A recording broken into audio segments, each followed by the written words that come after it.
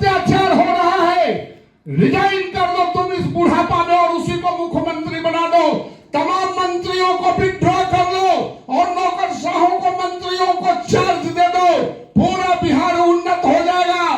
तो तुम बैठे क्यों हो? अशोक कुमार सरकार पागल हो गई है, विक्षिप्त हो गई है, उसको मानसिक आरोग्यशाला में ले जाके इलाज कराना पड़ेगा।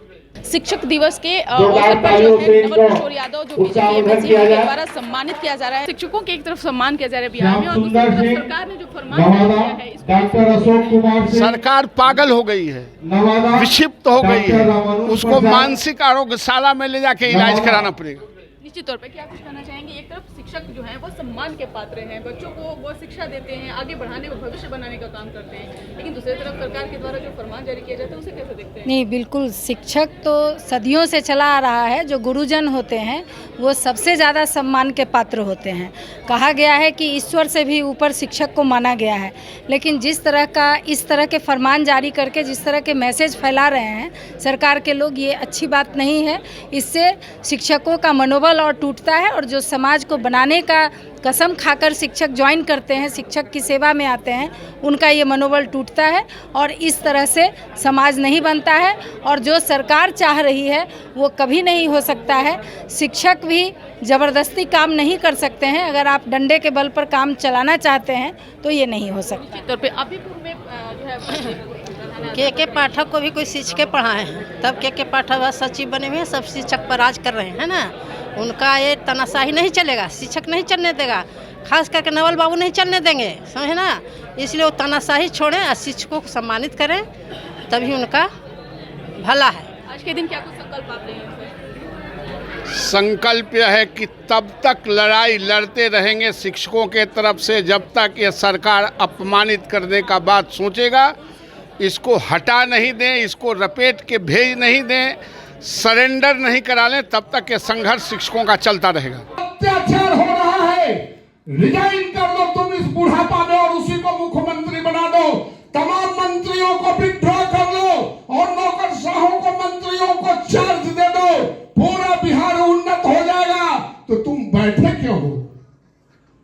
राज भोगने के लिए लोकतंत्र नहीं, लोकतंत्र गतिमान बनाने के लिए अपने अंतिम पंक्ति के अंतिम बच्चों तक को रोशनी पहुंचाने के लिए राज्य बनते हैं और तुम यहां बैठ के सिर्फ दलील देना चाहते हो। साथियों, एक एक लड़ाई, एक एक चीज पर इस सरकार के नीतियों पर पैनी नजर है और लड़ाई भी लड़ी जा रही है। लड़ाई लड़ेंगे, सीजन आ गया है। मैं कई बार कहता हूं कि फल तो सीजन में ही मिलते हैं। ये नाक रगड़ेगा शिक्षकों के सामने 6 महीना ज्यादा देर हो सकता है। 6 महीना के अंदर ये नाक रगड़ेगा। सीजन आ गया है फल तोड़ने का। सिर्फ सर उठा के देखते रहो, इसको उठा के तोड़ लेंगे। आ गया है चुनाव का वक्त। लोकतंत्र में चुनाव ही एक ऐसे अधिकारियों और राजनेताओं को सबक सिखाने के लिए जगह है। और एक बात मैं आपको बता देता हूं, मैं रहूं ना रहूं, व्यवस्था तो रहेगा ही। आत्मघाती दस्ता के तरह इस सरकार को हिलाना है और अपने जो मर्यादा है उस मर्यादा को पूरी तरह कायम रखना है। ये तरह तरह के कभी कहते हैं हम बीपीएससी से लेंगे, कभी कहते हैं हम छुट्टी में कटौती कर देंगे, कभी चाइनीज वेतन मांग देंगे।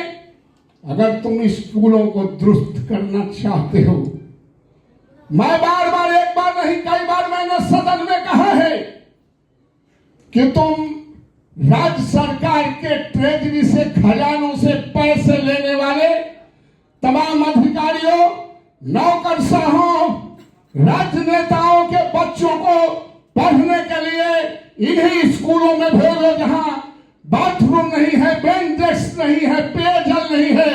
अपने बेटे और बेटियों को भेज के देखो, तुरंत यह स्कूल दुरुस्त हो जाएगा। अपने लिए दूसरा स्कूल, अपने बच्चों के लिए दूसरे तरह का शिक्षा, अपने लिए दूसरे तरह का अस्पताल, औरों के लिए ये नहीं चलेगा।